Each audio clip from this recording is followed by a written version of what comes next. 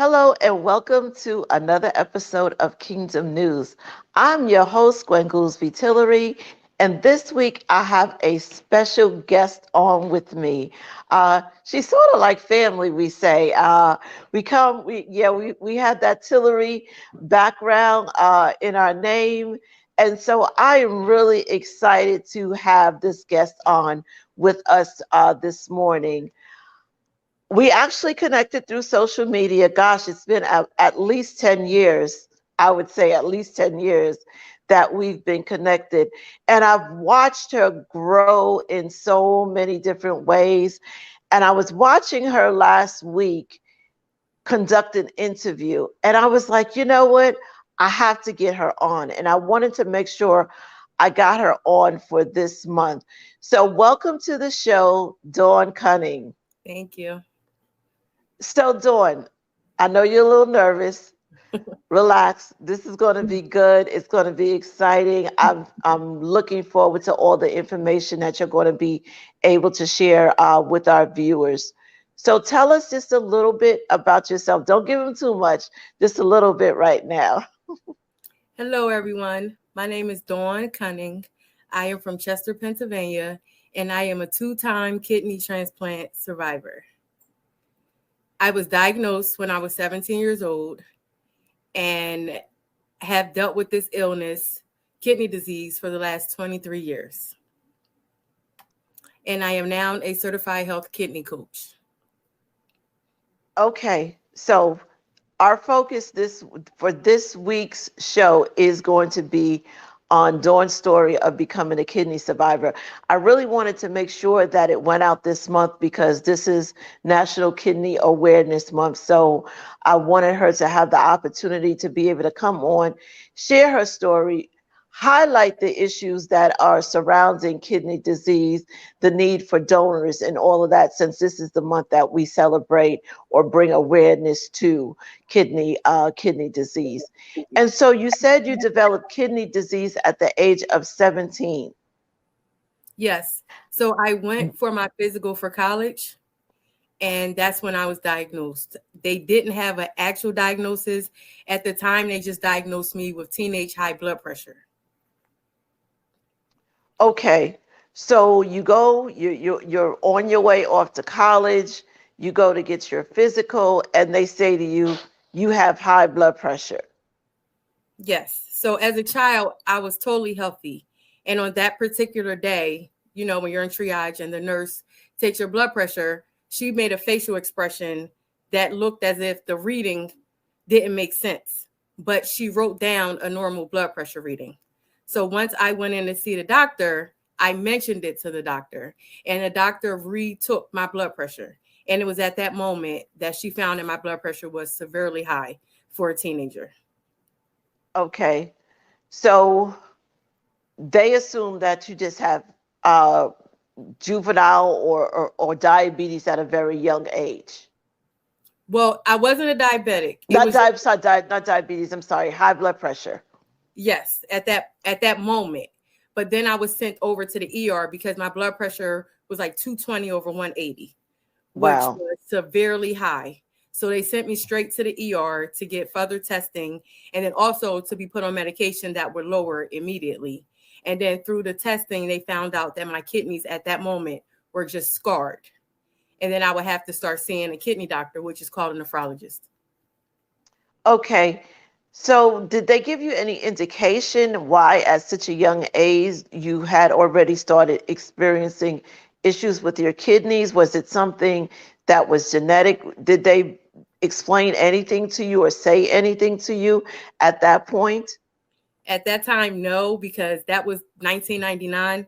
I was actually the youngest patient that nephrologist at the time has ever seen. So he pretty much treated me for high blood pressure. I was allowed to go away to college, but I had to come home every month for treatment and to see him and make sure my blood pressure was lowering. And then they did urine tests, but the protein in my urine started signaling that it was more than just blood pressure. It was kidney related.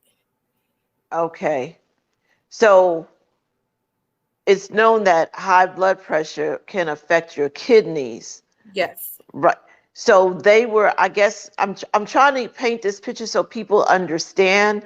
So they were thinking that it was the high blood pressure that was impacting your kidneys, Yes. but really it was your kidneys that was causing the issue with the high blood pressure.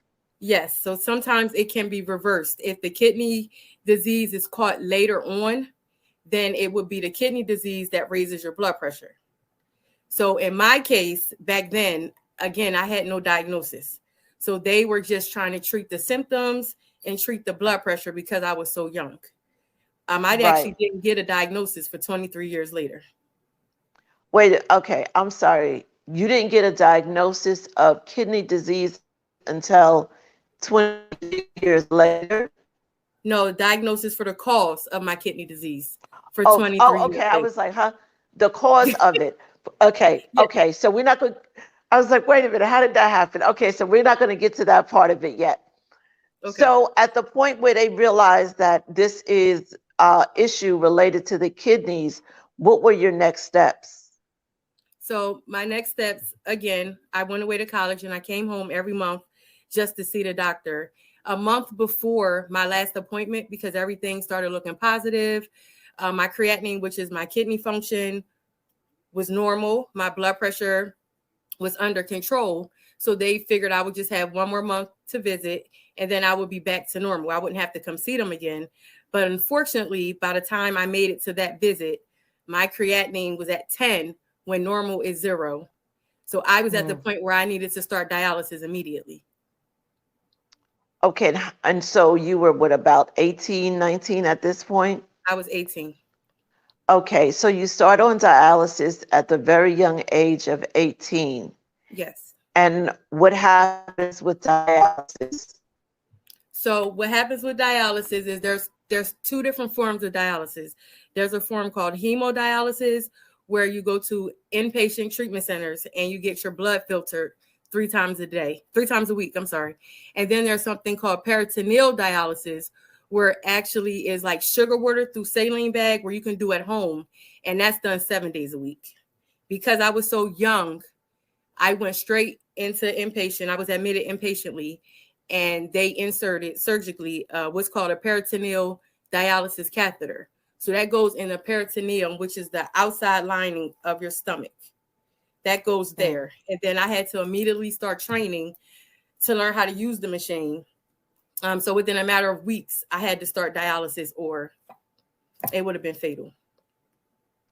Wow, that's a lot at 18. So 18, you start this process and you have to do it every day. Yes, 7 days a week. So it's a long process too, if I'm not mistaken, correct? Not at home. It's not. It's actually about 15 minutes. So it works through gravity. So Okay. IV pole with like the saline bag. You input the solution, which is basically just sugar water. The sugar water sits in you for 4 hours. So you're unhooked and you're just going about your day. With home dialysis, peritoneal home dialysis, you can either do it during the day, which is 4 different treatments, which lasts, like I said, about 15, 20 minutes max, or you could do it at night while you're sleeping. Okay, so that's the one I was thinking about. That's why I said it's a long, okay. But you don't have to do it at night. There's the option to do There's an it. option. Yes. Okay. See, I knew I was going to learn so much having this interview with you. So, all right. So you're on dialysis, and then at some point, there's a need for a kidney transplant. How did that all come about?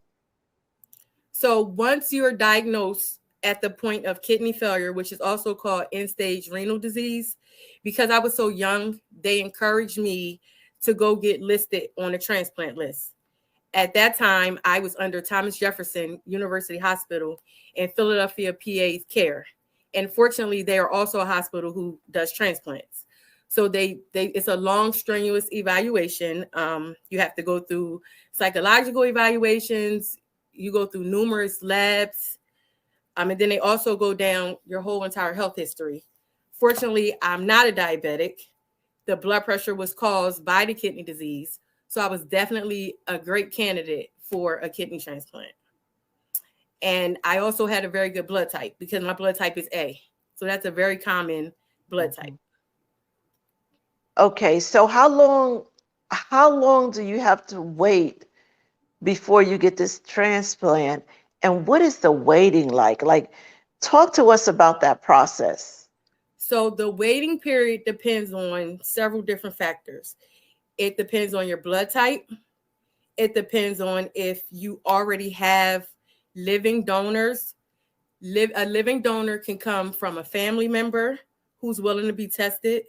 A living donor can come from, in Pennsylvania, they have something called the Gift of Life program. That's when a perfect stranger makes that decision that they want to be a living organ donor. The wait time, again, like I said, it depends on your blood type. Fortunately for me, Mm. because my blood type is A, it's between 2 to 4 years. Now, when it gets to O and O positive, their wait is a lot longer because they can only receive organs from donors who have the exact same type.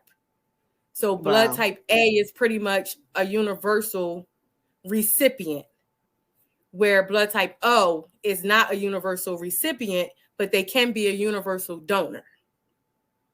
So, there's a lot gotcha. of different factors that can go in to organ transplantation. Yeah, it sounds like it. What is your emotional and mental state like? Like, are you confident? Are you like what is that?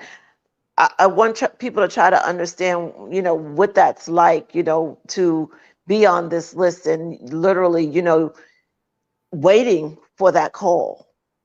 So because I was so young at the time and being the only child, I pretty much honestly at the moment just did what my parents told me to do.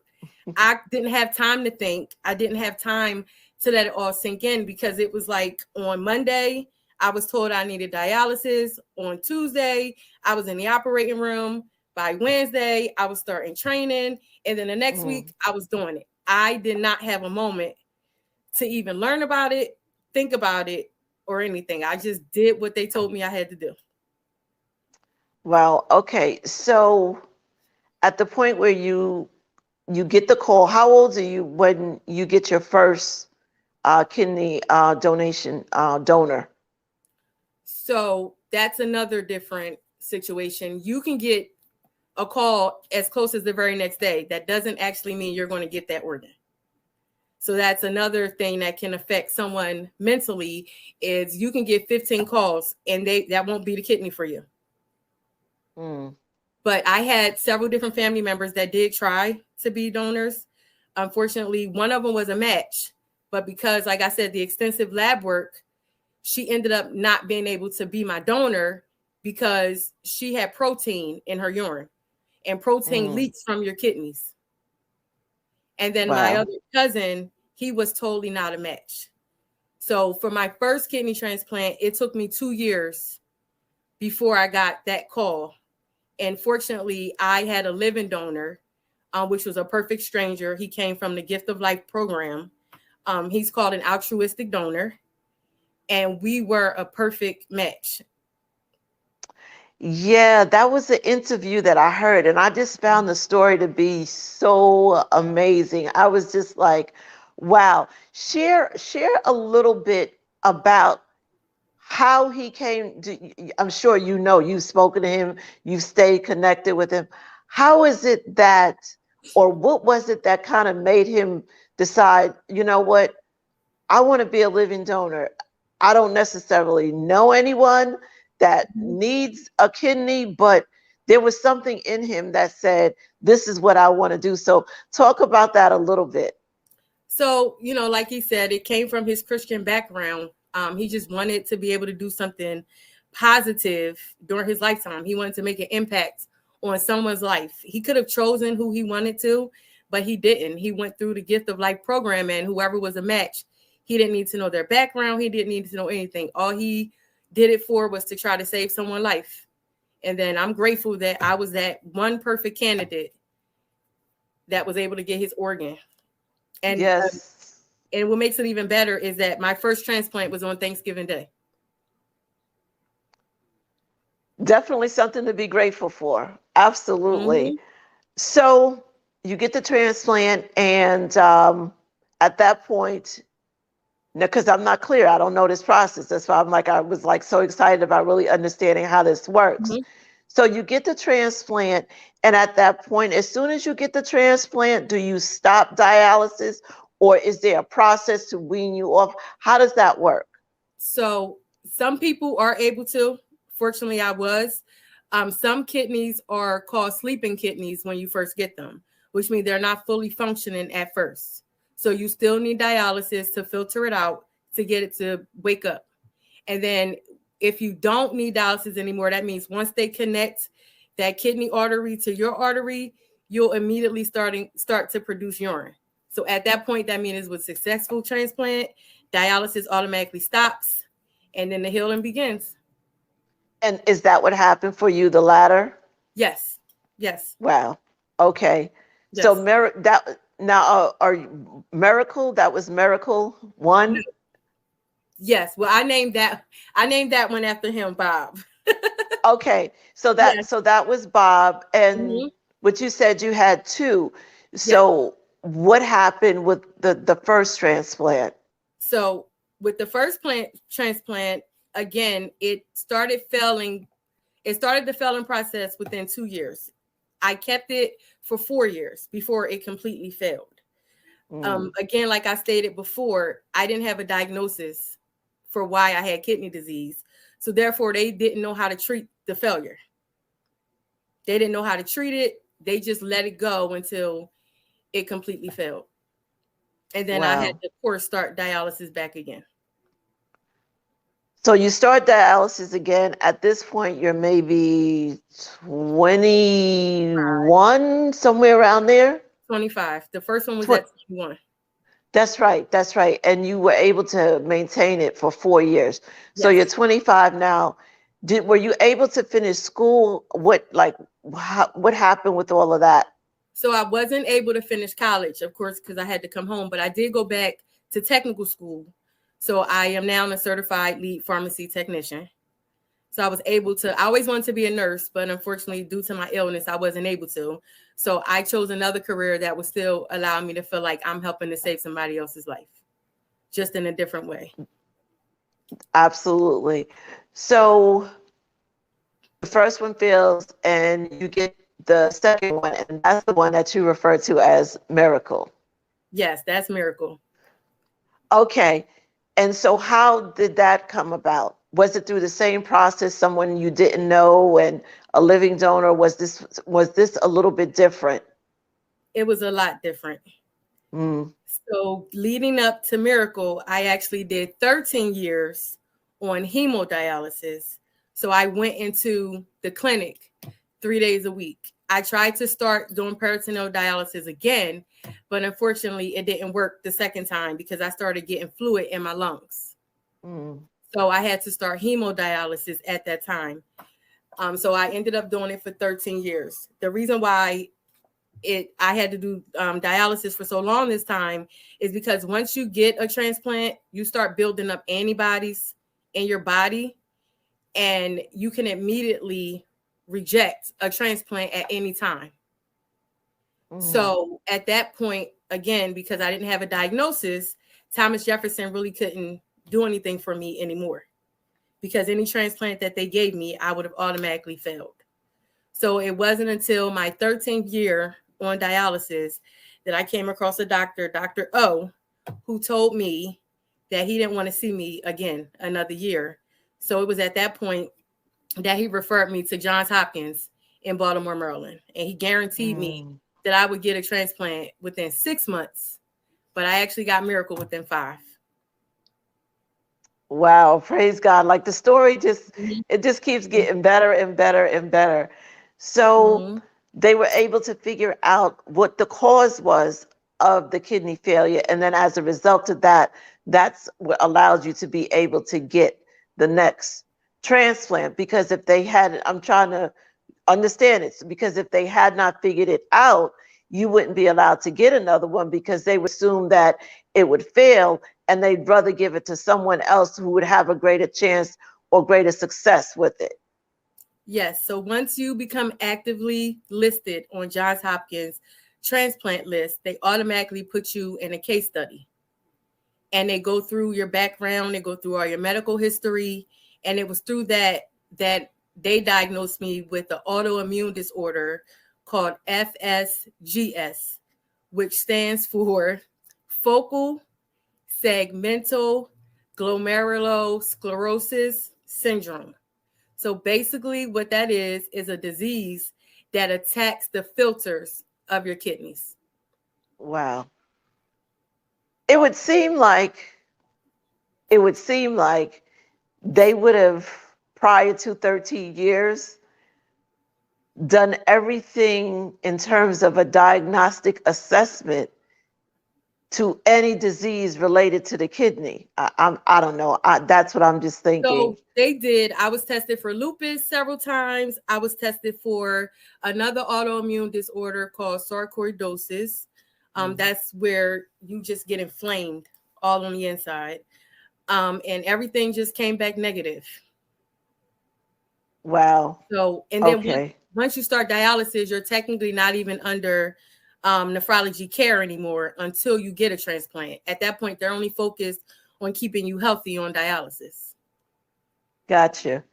Okay. So now you get Miracle, and is it the same where, as soon as you get it, it's working and everything is good, so you stop dialysis again right away?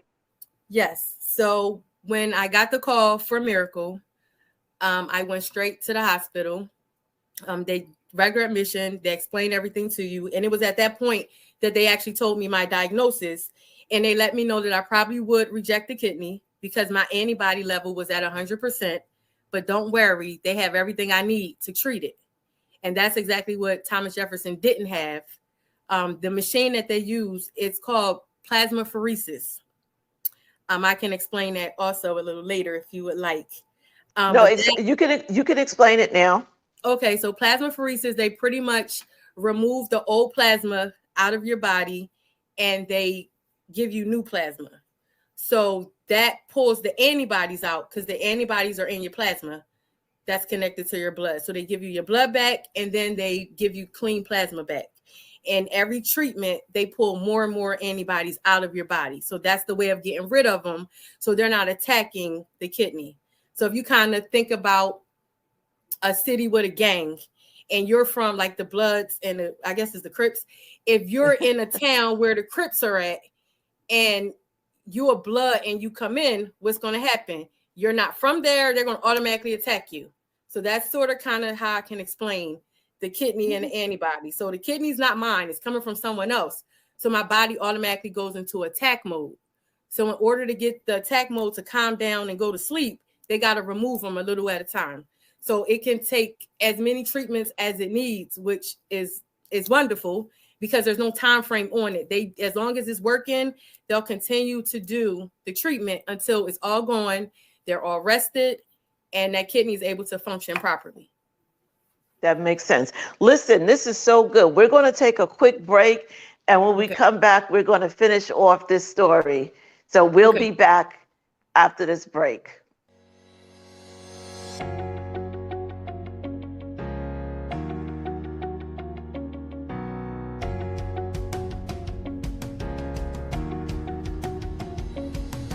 I have a question for you.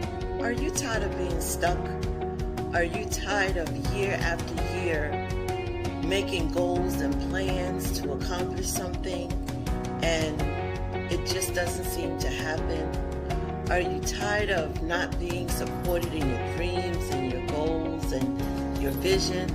Well, I have an opportunity for you. I want you to consider becoming a member of Success Arise Academy. This is a membership that is designed with you in mind. It provides education, inspiration, and transformation for you to be able to achieve those goals and become everything it is that God has created you to be. This is a membership program designed for women to be able to also come together and encourage and support one another. So if this sounds like something that you're looking to be a part of, I want you to visit www.successarise.com because it is time for you to move from stuck to unstoppable.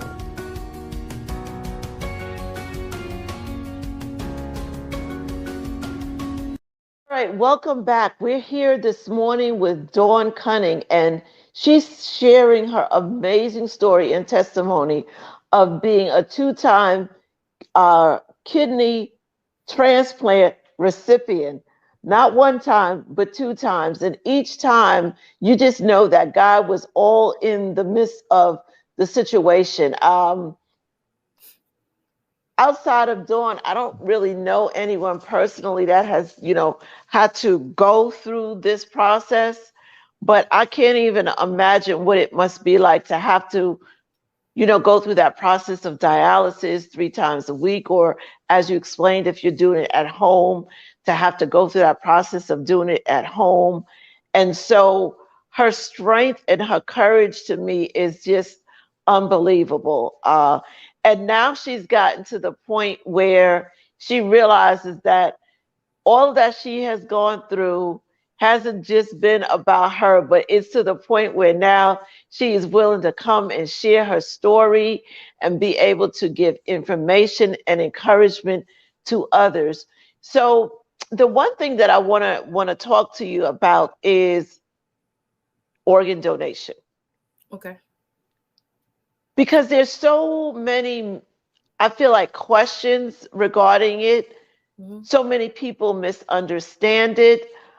I feel like for a lot of Christians, a lot of believers, they're not clear as to whether or not it's something that would be acceptable. So there's just so many myths around it. Can you just give us some information and some general feedback about the process of being an organ donor, specifically, for kidney disease, but if you know more in general about it as well, because you mentioned, as a kidney transplant recipient, you can have a living donor. That's not necessarily the case for every issue. So talk to us a little bit about that. So living donation is definitely important. You have two kidneys. You technically only need one kidney to live a healthy life. And statistics have shown that living kidney donors actually live longer than healthy individuals in the end. Wow. With the living kidney donor, it's a lot safer for the kidney recipient. It also is a better option because living kidneys last longer than deceased kidneys, because living kidneys are coming from an individual that still has regular blood flow. When there's a deceased donor, of course, when they're removing the kidney, it loses blood flow. So with the deceased donor, they have to get the organ from the deceased individual, and then they have to transport it to wherever it's going to its recipient. Where with living donation, that living donor is in the exact same hospital and right next door in a different operating room. So it's going straight from that individual right into the recipient. There's a lot of people. There's over 100 plus people right now currently waiting on some type of organ transplant. African Americans in general are one of the highest races who are now waiting for a kidney transplant, because most people think that kidney disease only comes from diabetes or alcohol, and that is not true at all. There are several different factors that can cause kidney disease: blood pressure, heart disease, autoimmune disorders, just like what I have. It is not always because you caused it. It could just be an unfortunate situation that happens in your lifetime. And there's a lot of young people now who are also waiting. So living donation is very, very important. And it's appreciated from people like me. Absolutely. So, if someone is interested in becoming a living donor, what is that process like? Where would they even start? So they can start with their nearest hospital and they can ask if they do have a transplant department, If they don't, then they can always refer them to the nearest hospital that has a transplant department. They can either sign up as an altruistic donor, which is a perfect stranger to the recipient, or if they know someone that they want to be a donor for, they can let them know that they're here to be a donor for that specific person. And the recipient will not know that they are there. They do not share that information until you're at the point that you are a perfect match and that transplant is going to happen. So you won't disappoint them if you're not a match. They also now have what's called a sharing match, where you may be a match for someone else in an entire different state, and you're not a match for the person that you want to be, and it could be opposite for someone else. You guys can swap donors, and you can have different recipients. So they offer a lot of different options now that they didn't offer years ago, so that so many people aren't waiting, and not even waiting as long as they used to have to wait. That's great. What about for someone who is like, well, I I heard what she said Mhm. about, maybe being able to live a longer and healthier life. Mhm. I'm not really too comfortable with that, but they say, in the event that something does happen, you know, is it as simple as just indicating, on your driver's license? What is that process like? So that also can happen as well. If you don't want to be a living donor, you can also become an organ donation, like you said, through putting it on your license. Basically, you just go through your driver's license location, and then they give you paperwork, and you can fill that out as well. And the myth about if you go to the hospital, they won't resuscitate you, that is a myth. It's legal. They have to. Just because you're an organ donor does not mean that you won't get the same treatment as if you weren't. Thank you, because I was going to ask you, why do you think that people are reluctant to even consider it? Is it because you think they're just scared, or do you think it's other factors? So I think it has a lot to do with not being educated on it. I think that's the biggest thing. So that's why during the month of March, I try my best to educate as much as I can, just to let people know that it could be your family member next that needs an organ, and you may be that only person that's a match. You can help save their life. So there's a lot of different websites. There's a lot of different resources. The National Kidney Foundation, nkf.com, they have a website. The American Kidney Fund, they have a website. There's a lot of resources out there now than was before, where you can get information on becoming an organ donor. So you're a part of an organization. Which organization are you a part of? I am a part of the American Kidney Fund. So I am now a certified kidney health coach, and I'm also an ambassador with the American Kidney Fund. So as a certified kidney health coach, what are your roles and your responsibilities? To help raise awareness and educate on the importance of organ donation, and also to educate on kidney disease. Okay. Because when I hear coach, do you ever interact with other recipients, like almost like as a coach, as an encourager? Does that happen? Yes, all the time. I currently now have 5 people that I've taken under my wing who are currently on dialysis. Some of them are candidates for transplants, and some of them aren't. So I have to do more encouraging with the people who aren't candidates, because dialysis will be for the rest of their life. So I help them Right. with nutrition.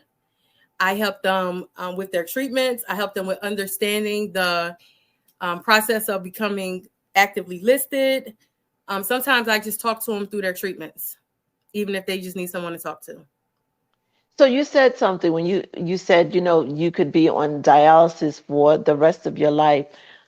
I guess for some people, that is the reality of the situation, is that they could spend a significant amount of time on dialysis if they're not able to receive a transplant. Is Yes. there like a limit to how many years or So is it? it all depends on your health. So there's a lot of seniors who have heart disease. If your body can't withstand the surgery, because the surgery can last from 4 to 8 hours, and some maybe even more. It all depends on the cause of their kidney disease. So some people can't withstand the to last, or anesthesia. So a lot of people with heart disease, their body can't take the length of the surgery. So they Mm. won't, unfortunately, they won't be able to get a transplant. Also, the biggest thing is compliance. You have to be compliant with your dialysis schedule. Your lab work has to show that you are compliant. You have to be, or you won't even get accepted on a kidney transplant list. Most kidney transplant lists, you can't smoke. You have to sign waivers. And even after you're transplanted, if you're still not compliant, they can kick you out of their transplant. So what does compliance mean? Of course, I guess there's certain things that you have to do. There's certain things that you should not be doing.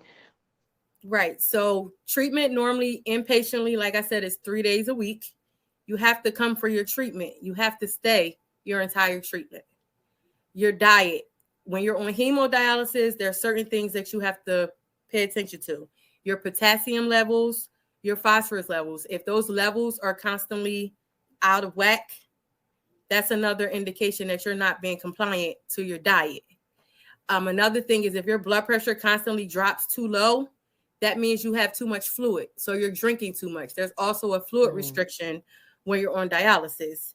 And if that's the case, that means if you're not being obedient on dialysis, how will they ever trust you with that organ? They're trying to save your life. If they see that you're not trying to save your life, then why would they help you? Makes perfect sense. I mean, it's harsh, but it Mhm. absolutely makes sense, especially when you consider how many people are waiting, to Mhm. receive the gift. It is a gift. That's why I love the name of the organization, Gift of Life. It is a gift. And Mhm. so you don't want someone who is going to abuse the gift. You want someone who is going to take care of the gift. So That's you it. also have your own organization and something that you do as well. Yeah, so I started a social media group entitled Kidney Strong. And I pretty much do the same thing there. I try to educate. I share daily recipes for breakfast, lunch, dinner, shakes that are all kidney dialysis approved, heart healthy, high protein, because protein is a big deal on dialysis. You need a lot of protein so you can stay strong and energetic.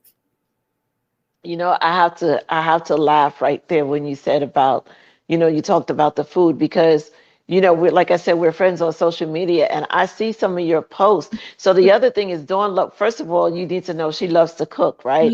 So she loves to cook and sometimes I look at her food and I'm like, that's the food of somebody who had kidney issues, but now it makes sense because you said you have to have the protein. Because, Mhm. she'll have these plates with all this meat on it. And I'm just like, that's a lot. But also, I think when you first, because of course, I don't know when you got the first transplant, but for the second one, I'm guessing that you also have to eat a pretty hefty meal to kind of build your body back up. Yes, and also because a lot of the medications that I take, they actually can tear this lining of my stomach up. So I have to make sure I eat whole meals. Gotcha.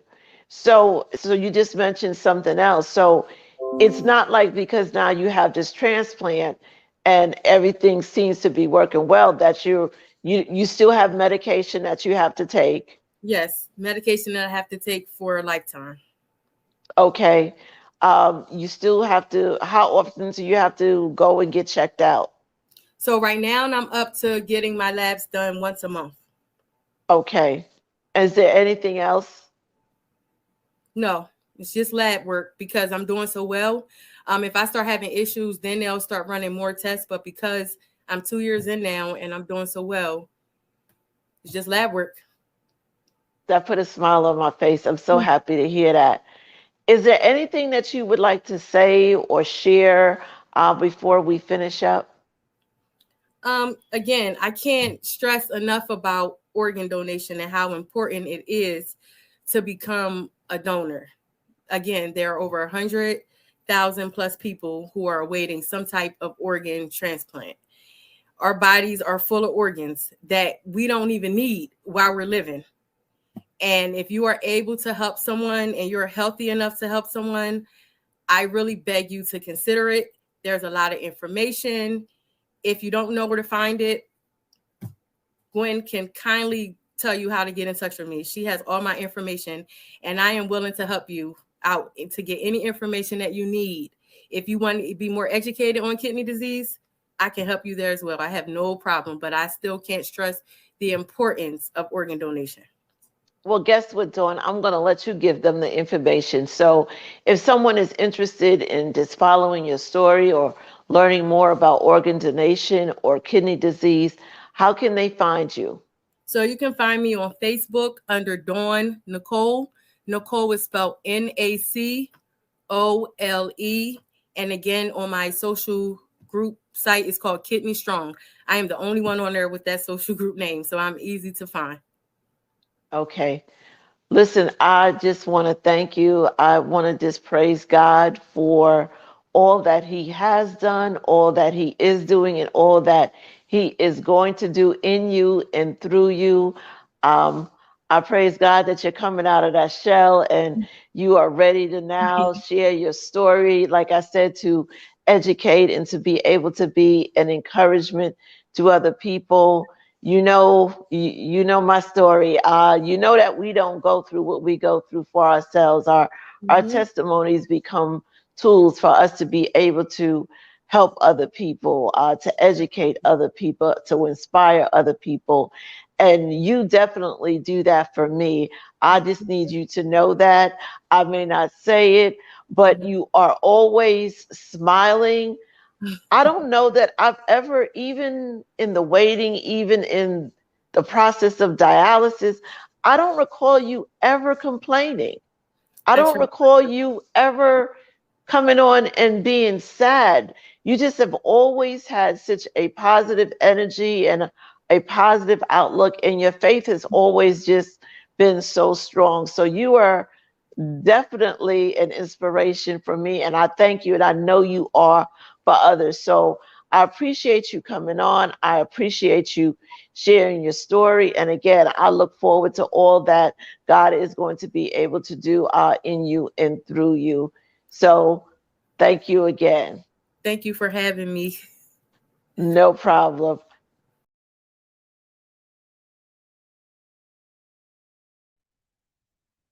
Man, that was really a great interview with Dawn. Again, I'm so proud of her. But now we're going to move on to another segment of the show. This is the part of the show where we talk about Kingdom Purpose TV news and what's going on with Kingdom Purpose TV and Kingdom Purpose Radio. I'm excited to announce new shows that will be on the radio platform for Kingdom Purpose, and they are as follows. New shows coming to the radio are Danny B Show with Daniel Brown, which will be airing on Fridays at 4 p.m. That's Fridays at 4 p.m. Also new to radio will be Nat Grant with Elder Nathaniel Clark. And you can catch that show on Mondays at 3 p.m. Next up is Unshackled. I like that. Unshackled with Elder Calvin Barnes. You can catch him Saturdays at 4 p.m. Next up is Worker in Progress with Pastor Charles Ditz. You can catch Pastor Ditz on Tuesdays at 11 a.m. And last but not least, because there are always new programs coming to radio as well as TV, RPM Talk Radio with Pastor Sabrina Hamilton and Elder Ryan Hamilton will be coming on Fridays at 8 p.m. So take out a moment and check out those new radio shows on Kingdom Radio. And new to the Kingdom Purpose TV platform is the Hour Power with Pastor Johnny Quiller. And that will be coming on Thursdays at 8 p.m. And so, other news that's happening on the KPTV platform. I've been talking about it.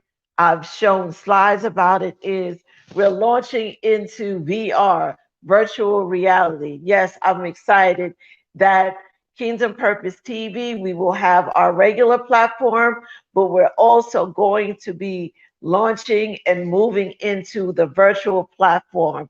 Bishop Matthews has spent so much time putting this together.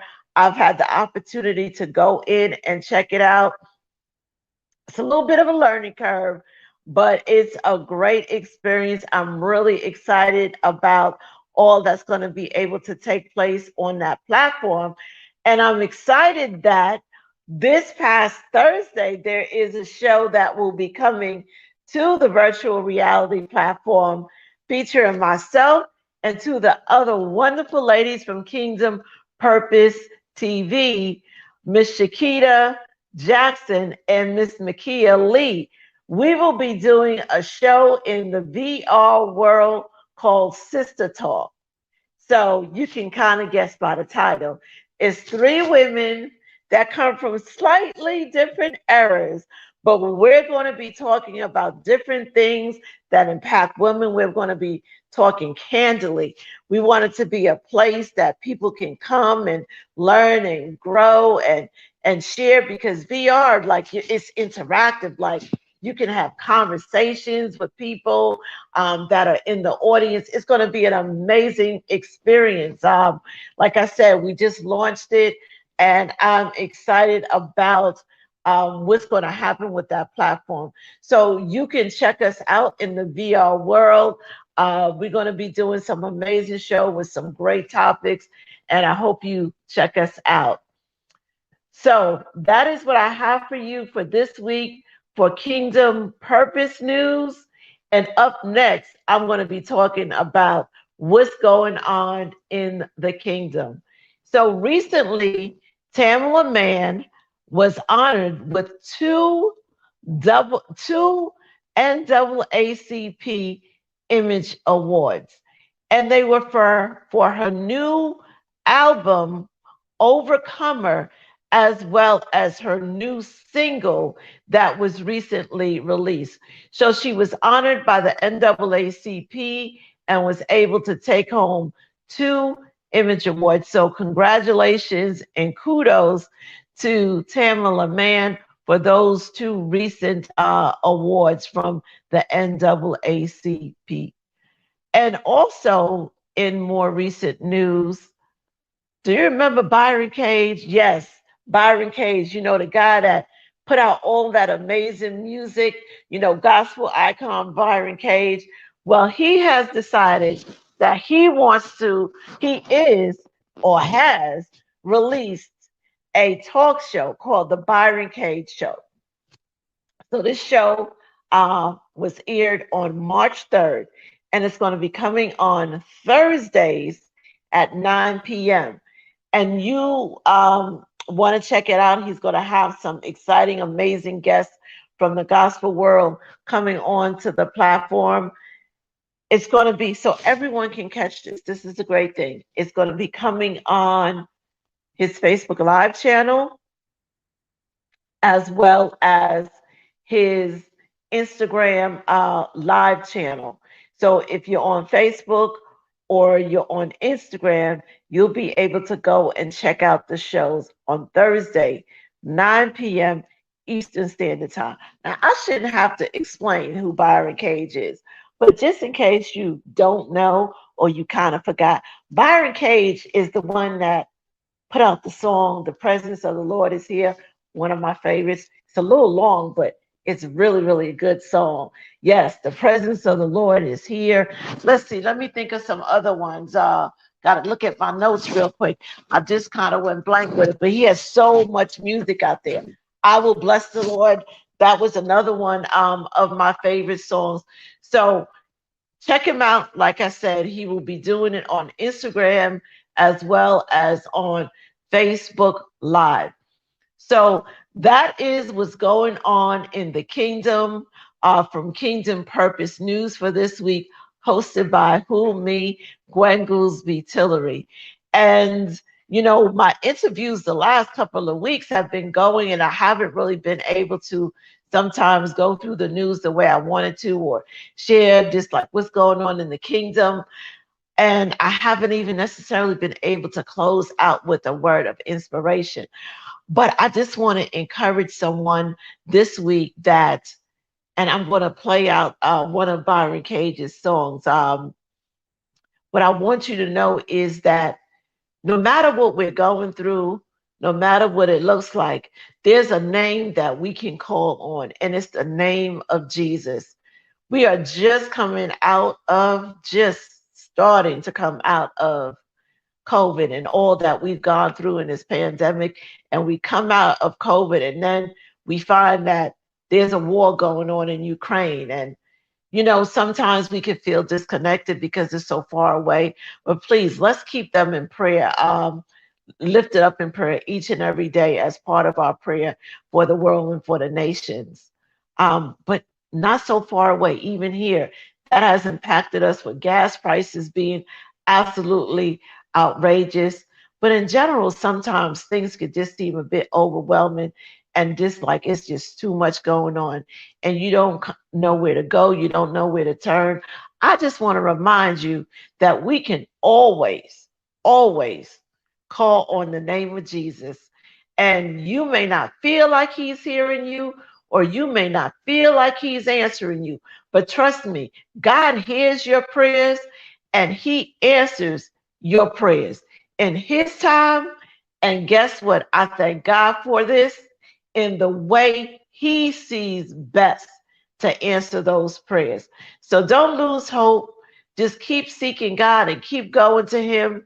The word tells us that we should pray without ceasing. That means that every day, throughout our day, as issues arise, we're looking and we're seeking God to be able to get us through. See, prayer is not about just what gets answered through the prayer, but prayer also helps to sustain us to be able to hold on until that prayer gets answered God's way. So I just wanted to remind you that there is a name, and the name is Jesus, and we can always call on him. And rest assured, he hears us and he will definitely answer us. So I thank you for tuning into this week's episode of Kingdom News, hosted by me, Gwen Goolsby Tillery. I hope that you were able to learn something from the segment with Dawn as she talked about the process of being a two-time kidney transplant survivor. I mean, God was just all in the midst of that story. So I thank you, and I will see you next week. Be blessed.